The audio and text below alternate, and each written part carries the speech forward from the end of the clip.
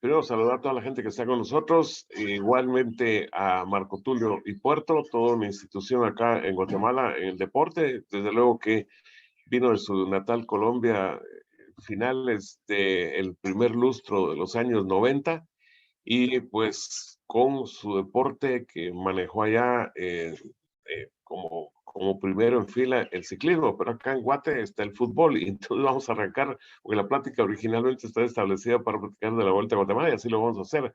Pero unos minutos antes de tener este Zoom, los tiempos que estamos viviendo con Marco Tulio, el jefe de deportes de Emisoras Unidas, pues me llegó ahí la información ya oficial, incluso que él arribará pasado, o sea, en caso de este sábado, de vuelta a Guatemala, José Saturnino Cardoso, a hacerse cargo de Municipal, a terminar el torneo Apertura. Yo creo que después le van a extender al Clausura, pero ¿cómo toma esa información ya oficial? Porque hay un comunicado de por medio y en el famoso afiche de bienvenido, José Saturnino, etcétera, el hombre de Toluca, que justamente en el partido de ida tumbó al América ahí con un 2-1, hablando de semifinales del fútbol mexicano. Gusto saludarlo, Maco.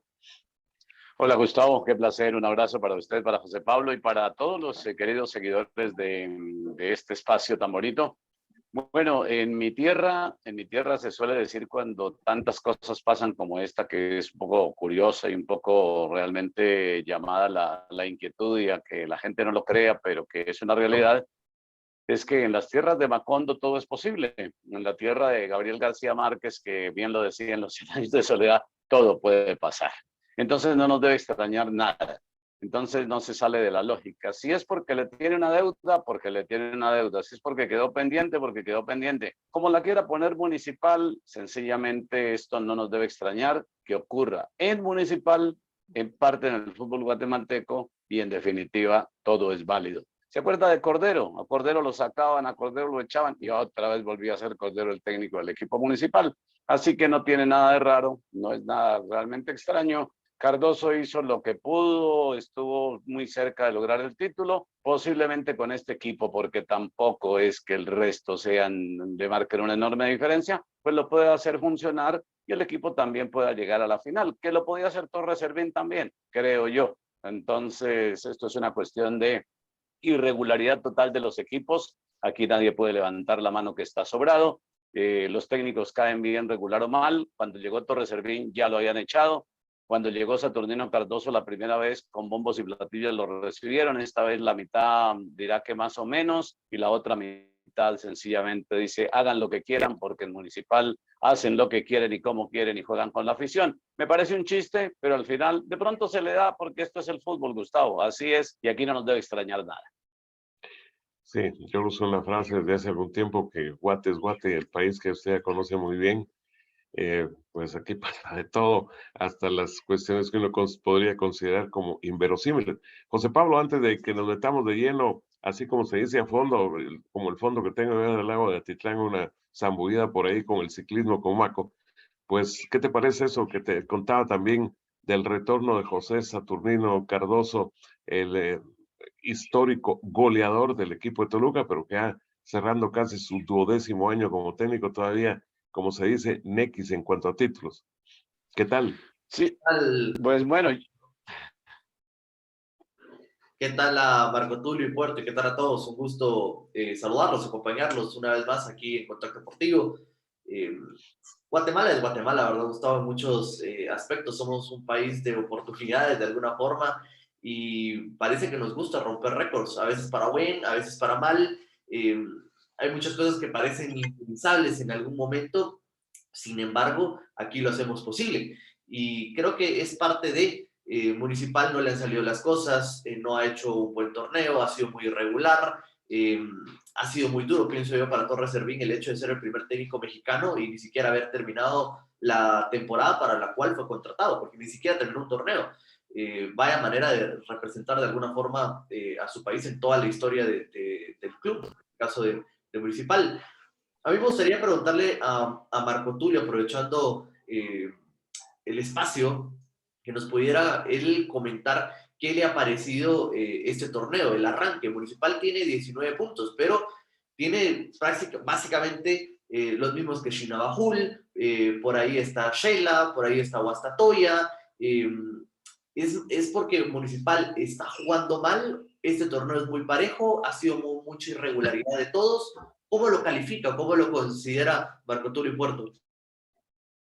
Bueno, José Pablo, yo creo que el torneo me parece que entra en una irregularidad muy natural y muy particular. Antes estábamos acostumbrados a que cremas o rojos o los dos escapaban, ahora que hablamos de ciclismo más adelante, y entonces no los alcanzaba nadie, o uno tomaba el ritmo muy fuerte y se iba con muchos puntos de ventaja y ganaba sobrado la fase de clasificación 2 o 3 fechas antes y a veces un poquito más. Entonces, digamos que eso no nos llamaba mucho la atención. Ahora entonces decimos, el torneo es malo, el torneo es sencillamente irregular porque un día es líder uno, otro día el otro, porque tantas opciones tiene el que va séptimo como el que va segundo o primero, y porque al final el formato de campeonato así lo permite también. Entonces, ¿se acuerda que Comunicaciones estuvo mal? Anduvo mal y anduvo con resultados preocupantes, y 2 o 3 resultados ya estaba la gente que sacaba a Willy Coito Olivera después de haber sido campeón de liga, campeón de la CONCACAF y todo ello. Pero bueno, Comunicaciones fue ahí con paciencia, se recuperó, tomó vuelo, o sea, paso de crucero, como dirían por ahí, y obtuvo 3 resultados buenos, especialmente de visita, y está en la punta, y en este momento vuelve a ser el equipo de Comunicaciones, que creo que está jugando, está recobrando su nivel. Pues bueno, lo mismo pasa con Antigua. Cobán es el equipo que más ha persistido en los puestos de arriba y que menos irregular ha sido. Pero junto con Cobán, inclusive, el resto es irregularidad. A mí no se me hace nada extraño que Municipal tenga 2 o 3 triunfos seguidos y vuelva a estar en la pelea en la parte alta. Yo no lo descarto. No sé si le alcance para ser primero o segundo, pero va a estar ahí en la pelea, seguramente logrará clasificación, y yo creo que en condiciones normales será candidato. Pero a la pregunta en concreto, la respuesta es irregularidad de todos en un fútbol que es irregular. Así de sencillo, así de directo. Bueno, bueno, ahora vamos dejando la página ahí del fútbol porque el acontecimiento creo que lo marca por lo que es la figura y lo que es la institución a la que regresa. Pues el tema por el que originalmente contactamos a Marco Tulio, ciclismo. Eh, la vuelta, pues ahí para arrancar domingo, la edición 61, después de la pausa del año anterior, ha sido una de las que por diversas circunstancias, incluso lo del Mitch, antes por cuestiones federativas muy particulares, todavía no estaba acá Maco, eso es allá bastante tiempo atrás. Bueno, esta edición, 1290 kilómetros, impresionado yo de que hicieron la conferencia, Maco, que tuve la oportunidad de saludarlo y lo hizo José Pablo. 30 premios de meta volantes, pero sobre todo 50 premios de montaña. ¿Qué le parece eso cuando en su país, por ejemplo, se han hecho célebres y famosos los escarabajos con no sé si montañas iguales o más exigentes o menos, pero eso de incluso tener el repecho ahí para subir a esa línea, hacer como se van a hacer 5 circunvalaciones, hablando del circuito, 5 premios de montaña ahí de cuarta categoría.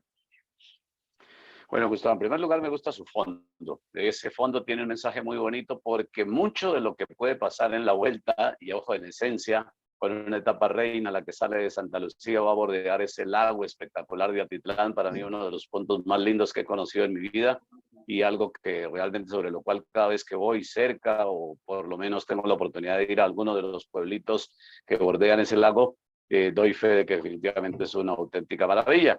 Entonces, a partir de ahí, con la etapa que sale de Santa Lucía y que llega a Pamezabal, que es una de las etapas reinas, y 2, la etapa que llega a Pamezabal y que sale de Santa Lucía y que va a bordear justamente el lago. La vuelta en esencia me parece que es una vuelta de un recorrido novedoso por las metas, por los sitios de salida. Es una vuelta con un poquito más de dosis de montaña. No nos dejemos impresionar por los 45, 50 premios de montaña, porque aquí pusieron unos premios de montaña, por ejemplo, en el circuito último, que eso nunca pasaba, y tampoco vamos a hablar de montaña. Creo que hay una buena cantidad de montaña distribuida en diferentes lugares. No deja de ser esta etapa de Pamezabal, etapa complicada. No deja de ser la subida al Molonga para llegar al Cerro del Baúl, que para mí esa etapa es, junto a la de Pamezabal, etapa reinas. Y después distribuidas montañas, que va a depender mucho de los trabajos, no solo individuales, sino más colectivos, de cómo los equipos planteen y estén muy atentos a la carrera, a la rigurosidad de la carrera. Ojo que en una vuelta como esta, de aparente montaña, montaña, como se vende, de pronto el descenso, Gustavo, de pronto esas travesías que sabemos en el ciclismo pueden existir como trampas, una escapada, una fuga, puede reportar al final el que va a ser el campeón o corredores de podio de la vuelta. El recorrido novedoso, se llega a poblaciones donde normalmente no se tenía como meta, 2 etapas muy desequilibrantes, hace falta una contrarreloj, a mi manera de ver, aunque dicen que es muy aburrido, pero técnicamente todas las grandes carreras del mundo tienen contrarreloj. Los recorridos están, Gustavo, como están históricamente en el Giro, en el Tour, en la Vuelta a España, en la Vuelta a Colombia, México, el Táchira. Las montañas están ahí, esas no las han movido ni las han cambiado. ¿Quién hace definitivamente las carreras? Los ciclistas, la calidad de los ciclistas. ¿Qué tan buenos están, qué tan bien están preparados los guatemaltecos para ganar? Creo que hay opciones. ¿Qué tan buenos son los que traen a la vuelta o los que vienen a la vuelta? De Colombia no viene un buen equipo. Los panameños van bien en el plano y en las contrarreloj y en la tierra caliente. Los mexicanos que vienen son combativos. Luego entonces es quién. Holanda no va a ser Ecuador. Uno de los 2 equipos ecuatorianos o los 2 equipos ecuatorianos, de ahí sale el campeón más un guatemalteco, no le demos más vueltas, pero que novedosa es la vuelta, es novedosa. ¿Sabe por qué, Gustavo? Porque la gente va a salir a la carretera, porque desde el 2020 no se hace la vuelta, porque en 2020 se hizo, pero con muchas restricciones. Nos íbamos todos realmente muy preocupados por el tema del protocolo, ya en plena pandemia, no quiere decir que ya pasó la pandemia, entonces hay que retroceder hasta 2019 y ese parón para que la afición salga definitivamente a la carretera hace que esta vuelta vaya a tener mucho público. Me parece que va a ser una vuelta, pero muy masiva en cuanto a la afición. Es algo sensacional, realmente eso. Yo se los decía, aquello de que sobre todo en carretera es una exhalación, pasan ahí los ciclistas y la gente prendida y en forma masiva. Hablando de carreteras, Omar Osvaldo Ochoa dice que solo un par de kilómetros de carretería cerca de San Pedro, la Laguna, en ese recorrido de casi todo el lago que tengo ahí en el fondo. Pero es una lotería ver qué tanto la comunión desde la misma federación con las autoridades de caminos, de Covial y demás puede hacer que el riesgo para los pedalistas sea menor. Gustavo, las carreteras en esencia, usted más que yo lo sabe, han tenido problemas desde hace muchos años. Las tormentas, el clima de esta época ha afectado casi siempre a las carreteras. Algunas las han podido recuperar, otras no, pero algunas ya recuperadas se volvieron a dañar. O sea, con la vuelta o sin la vuelta, las carreteras siguen siendo malas, siguen siendo muy irregulares. Esperemos que por lo menos cada comité organizador, cada municipalidad, que de todas maneras la han tenido en cuenta los de la federación y han negociado con ellos para hacer salidas, pasos y llegadas de la vuelta, pues realmente se pongan en ese plan de colaborar lo más que se pueda. No se pueden arreglar las carreteras para hacer la vuelta ciclística por donde vayan por autopista. Es lo que tenemos, es lo que hay, son las circunstancias, es el reflejo de país, de infraestructura de país. Entonces, si no, no hagamos la vuelta. Yo creo que se va a hacer, que tendrá sus riesgos, que a veces en una mismísima autopista de 4 carriles se enredan los ciclistas, se caen, como hemos visto en el Tour de Francia.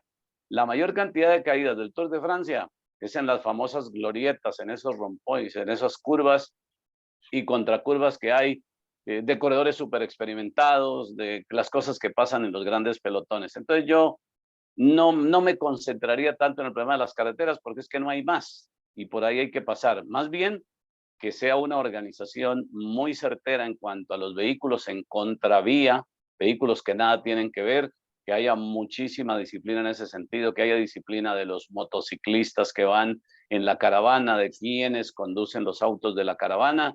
Eso es clave y es definitivo. Y esperamos que la gente que vaya asesorando y haciendo parte del protocolo haga cumplir de verdad el recorrido, que se le avise a las comunidades, localmente la carretera de tal hora a tal hora de este sector de la República va a estar cerrado por la vuelta ciclística y que la gente lo sepa. Es cierto que los medios de comunicación estamos para eso, pero no todo el mundo está pegado ni del Twitter, ni de la radio, ni de la tele. Hay mucha gente que ni se entera de ciertas cosas. Entonces yo creo que eso se puede reforzar a través de la federación con las municipalidades.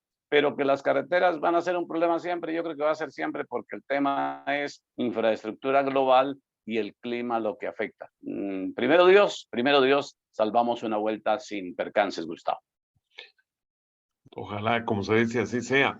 Y hablando de lo que puntualizó usted, eso de la comunicación de municipalidades, me decía Omar Osvaldo Ochoa que justamente al pasar por Ipala, el que estará encargado de dar el banderazo será el alcalde ahí, famoso. O sea, me imagino que usted va a tener la posibilidad de saludar a Tres Quiebres. Pues a ver, yo no la verdad no lo conozco, me parece muy chistoso todo, me parece muy curioso todo lo que se ha vivido. Lo mismo que con el retador también, o más bien sparring de este lado de Casi la comunidad.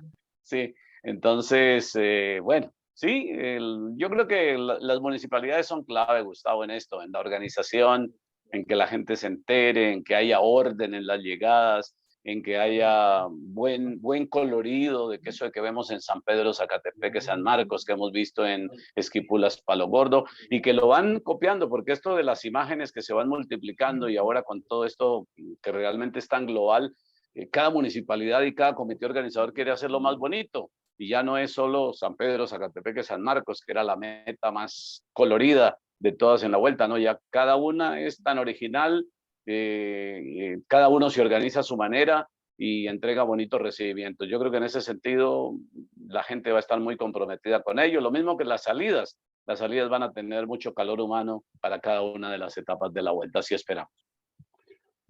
Bueno, tú le haciendo y poniéndolo así a hacer el remember. Desde que usted vino a Guatemala, ¿quiénes considera los mejores pedalistas de su país que han circulado por nuestras carreteras?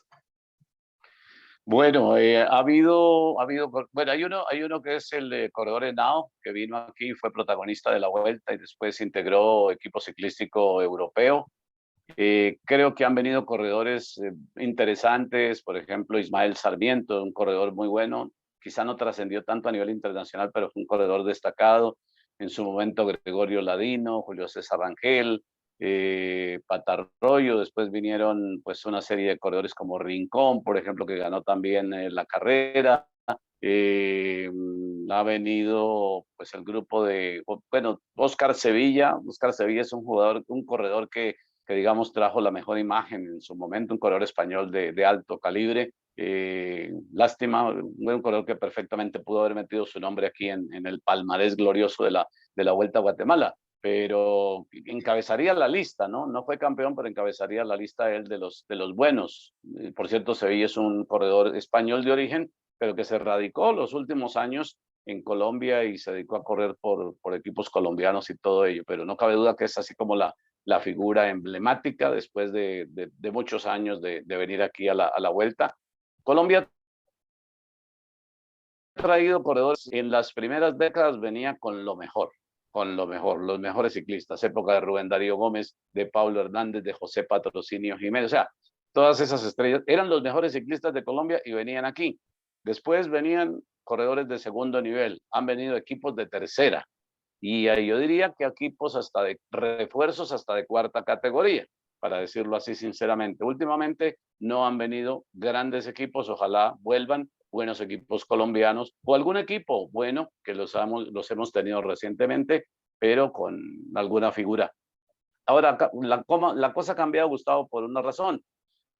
Aquí no vino Nairo Quintana, ni vino Santiago Botero, ni Álvaro Mejía, ni pues últimamente Gambernal, porque son ciclistas como muchos otros que desde muy jovencitos los captaron los equipos europeos y se los llevaron, entonces no tuvieron proceso de formación siquiera grande en Colombia que los hubieran llevado a carreras como esta, como la Vuelta a Guatemala, por ejemplo, cosa que sí ocurría antes, que los ciclistas colombianos se iban a correr a Europa después representando a Colombia, pero no a equipos de marca europeos. Entonces por eso quizá es que ha ocurrido esa situación, porque claro, corredor como Nairo Quintana en su momento pudo haber venido aquí a territorio guatemalteco, Por cierto, un corredor tan de biotipo, corredor tractorcito Mook, un corredor del biotipo de un escalador normal, un Mardoqueo Vázquez. O sea, el biotipo de Mardoqueo Vázquez es más o menos formación ciclística, la altura, la comida, tantas cosas, más o menos a esos niveles nos manejamos, de los Fernando Wilfredo Escobar,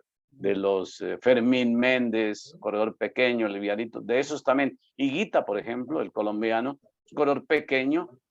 Cacaíto Rodríguez, uno que dio tanta batalla por allá en Europa, creo que era más chiquito que Fermín Méndez y se batía en las grandes carreras. Pero sí, resumiendo, Gustavo, han venido algunos buenos, ahora no vienen los mejores, pero siempre Colombia, aún con corredores de segunda o tercera categoría, les alcanza para hacer mucho protagonismo aquí en una vuelta como esta. Indiscutible. Y hablando de lo que usted apuntó al principio a la hora de analizar los que vienen, mencionó que estará entre algunos de los dos equipos ecuatorianos. ¿Qué comentario tiene así sobre hasta dónde ha llegado don Richard Carapaz, que hace apenas 9 años anduvo por estas carreteras?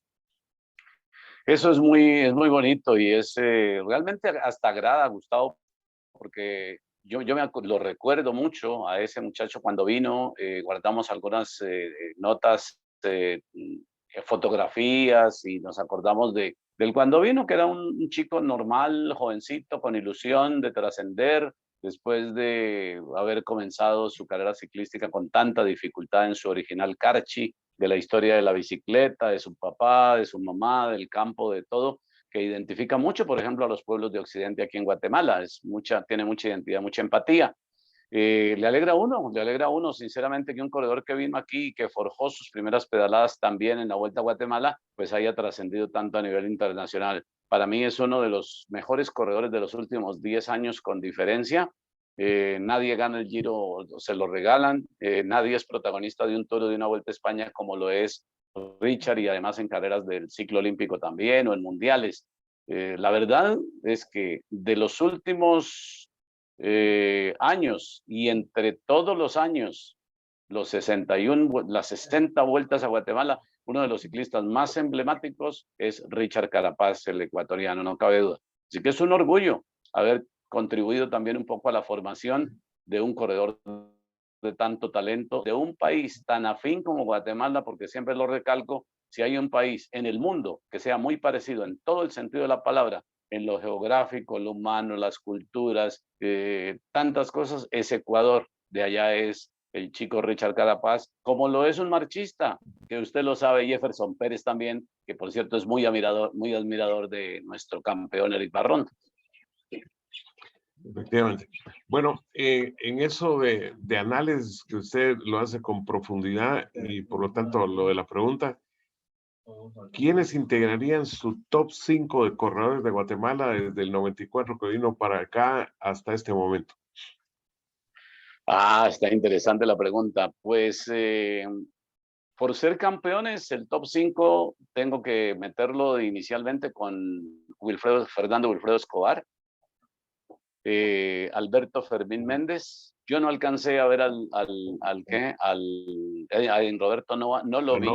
Sí lo seguí, digamos, desde Colombia y ya trabajando turísticos y seguí las actuaciones y cómo Roberto Nova le ganaba etapas a los colombianos, protagonizaba al lado de buenos equipos colombianos y buenos corredores colombianos. Pero si usted me dice la pregunta desde el 94 para aquí, pues no cabe duda, tengo que meter a los campeones. El Tractorcito Mo, que me trae muy buenos recuerdos en la Vuelta de 1997, de Alberto Fermín Méndez y Wilfredo Escobar. Para mí esos tres. Mardoqueo Vázquez yo lo meto también en ese grupo y Manuel Rodas. Me parece que ahí está el top 5. Tractorcito, Fernando Wilfredo, Fermín, Mardoqueo y Manuel Rodas, todos campeones de vuelta y corredores con características muy particulares. Fermín, un escalador puro. Tractorcito, buen escalador, pero con mucho olfato para correr. Era un corredor muy estratégico, tan es así que avivándose y corriendo con mucha inteligencia se ganó su vuelta. Fernando Wilfredo era un corredor, digamos, buen escalador, se defendía bien en el terreno plano, algo hacía bien las contrarreloj. Manuel Rodas, especialista de la crono, bien en media montaña. Mardoqueo defendiéndose en la contrarreloj y siendo un escalador puro, porque Mardoqueo es un escalador puro mucho más moderno, digamos, en la manera de enfrentar rivales y en el ciclismo que se practica actualmente, que es lo que ocurrió de pronto con el tractorcito Moog y de alguna manera también con Fermín, pero por ahí estamos, Gustavo. Bueno, lo de Luis Rodolfo, pues lo recordará perfectamente José Pablo, que fuimos ahí a su tiendecita que está a un costado de la carretera, ahí en su zona donde está su parcela también, todo un personaje, su señora, etcétera. Conocimos realmente muy en detalle ahí dónde es que pues figura este campeón de 1997. Ya en la parte final de la charla, Maco, algo muy importante. Usted que decide la huella muy así como marca personal, como se diría en el fútbol, ¿qué comentario tiene sobre eso que en su país, aunque en el caso de Quintana no sea un dopante realmente, pero la serie que coloca a Colombia como el país con más casos de dopados en el ciclismo? Sí, pues la verdad es que no deja de ser una situación preocupante y triste, ¿no? Porque lamentablemente lo bueno que se ha hecho, lo histórico, lo grande que se ha logrado a través de la historia dentro de Colombia mismo, dentro de América Latina y dentro de Europa, se vea mezclado por esto. La tendencia es a que lo malo supere lo bueno, a que las cosas malas se agranden más de la cuenta y de pronto manchen definitivamente una buena actuación o una buena performance. Un mal paso de un buen ser humano hoy por hoy es multiplicado y es desgraciadamente tenido en cuenta y se le hace eco más que a lo bueno. Entonces, yo diría que no voy a defender aquí a nadie. Colombia es un país que por su misma trayectoria histórica de hace más de 40 años tiene un protagonismo enorme en el ciclismo en América y desde hace unos 30 años para acá a nivel de Europa también es muy referente de América Latina en general para el ciclismo europeo, pero irrumpir en Europa hace que los ciclistas tengan contacto con todo. Entonces, si tener contacto con todo es con la medicina, con los tratamientos, con las sustancias dopantes y todo ello. Y de pronto esas malas prácticas se llevan a la casa y entonces no se saben hacer. Ocurre que el doping ha existido por siempre en la mayoría de los deportes, y usted lo sabe, Gustavo, en la mayoría de los deportes, por no decir que en todos. Pero una cosa es el doping, llevarlo a la exageración, a multiplicarlo de manera irresponsable y sin conocimiento de causa y sin especialistas para saber las dosis que manejan. Que Indurain no tomó nada, sí tomó. Sin embargo, vivió la época de Armstrong. Que Marco Pantani, que en paz descanse, sí tomó y sí le aplicaron y sí le manejaron. Y así todos los ciclistas, y así todos los ciclistas. Nadie puede tirar la primera piedra en ese sentido. Todos se han expuesto a tratamientos muy especiales y muy particulares por médicos especialistas. Como diría alguien, eso con agua pura no se puede, Gustavo. Es un deporte muy duro. Con agüita pura no se puede. Entonces, no se sabe hacer. Se descaran un poco, son irresponsables. Y pues es lamentable porque, reitero, no se puede negar que haya muchos casos por la irresponsabilidad de médicos, la misma automedicación, el yo quiero ganar y entonces, pues deme esa sustancia, tráigame esa sustancia, y pasa en todas las carreras, pasa en todos los eventos. Suerte tienen los que yendo dopados nunca van al control, se ganan las carreras y nadie dijo nada. Pues así de certero, y efectivamente ahí está el ejemplo que usted puso, bueno, uno que ganó 5 en línea como el grandote Indurain y otro que ganó 7 y que ahora fue borrado de las listas de ni más ni menos que el Tour, como el caso de Lance Armstrong, admirado al principio por su lucha contra el cáncer. Maco, un gusto saludarlo, muy amable por el espacio que se nos hizo futbolístico y pedalístico, así que tenga un recorrido de cada uno de los 1.290 kilómetros a todo dar con su equipo de Emisoras Unidas. Gracias, Gustavo. Gracias, José Pablo. Como siempre, una charla muy amena, muy especial, con una persona tan entrañable y tan querida y tan respetable en este país como usted, Gustavo, y con toda su audiencia, con todos sus seguidores. Me alegra mucho acompañarlo estos minutos y cuando usted lo considere conveniente, sabe que estamos a la orden y estamos listos. Y los invitamos a vivir la vuelta como mejor la pueda disfrutar. La Vuelta a Gustavo es un evento que hace parte del país, de las costumbres de Guatemala. A mí me encanta, por ejemplo, el clima que acompaña la Vuelta de Octubre, la vegetación, los aromas, la cercanía del fiambre, el tener el contacto, en el caso nuestro que vamos kilómetro a kilómetro, el tener contacto con cada una de las personas de las aldeas, no el que vive ahí en la carretera o la orilla de la carretera, no, el que viene de la montaña y hace 3 y 4 horas y se baja para ver pasar en poquitos segundos y los busca ahí a uno de sus ídolos y sus amigos o sus coterráneos entre el grupo y ni siquiera lo ve y tuvo que caminar.